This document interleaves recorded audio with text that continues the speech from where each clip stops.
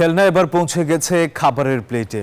চীনের জনপ্রিয় পুতুল লাবুবু এবার দেখা মিলছে ডেজার্টের রূপে, তাও রাশিয়ার মস্কোর এক রেস্তোরাঁয়। চোখ ধাঁধানো সাজে তৈরি এই মিষ্টান্ন কেবল দেখতে নয়, স্বাদেও চমকপ্রদ। দাম কিছুটা বেশি হলেও এর প্রতি মানুষের আগ্রহ তুঙ্গে। চীনা পুতুল লাবুবুর জনপ্রিয়তা এবার ছাড়িয়েছে খাবারের জগতে। দেখতে একেবারে লাবুবুর মতো হলেও এটি চকলেট আর ফলের মুস দিয়ে তৈরি। এই ডেজার্টের জন্য এখন আলোচনার কেন্দ্রবিন্দুতে রয়েছে মস্কোর বিবিরেভো নামের এই রেস্তোরাঁ। দাম 4500 রুবল, প্রায় $60।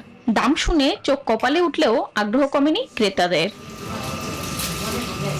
রেস্তোরাঁ কর্তৃপক্ষ জানায়, এক্সট্রিম মশার কয়েল প্ল্যান্ট ফাইবার দিয়ে তৈরি, তাই সহজে ভাঙে না, সুগন্ধিযুক্ত ও নিরবিচ্ছিন্নভাবে জ্বলে। ডেঙ্গু, চিকুনগুনিয়া বাহি সহ যে কোনো মশার বিরুদ্ধে দেয় এক্সট্রিম সুরক্ষা। প্রথম 2 সপ্তাহে প্রতিদিন আসতো হাজারো phone call.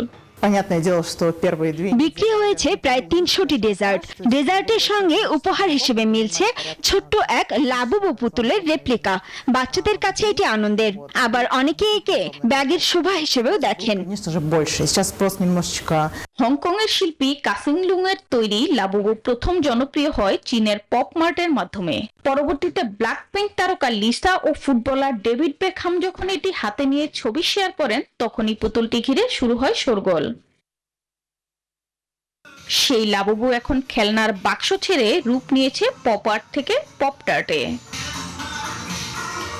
Desk report, news 24।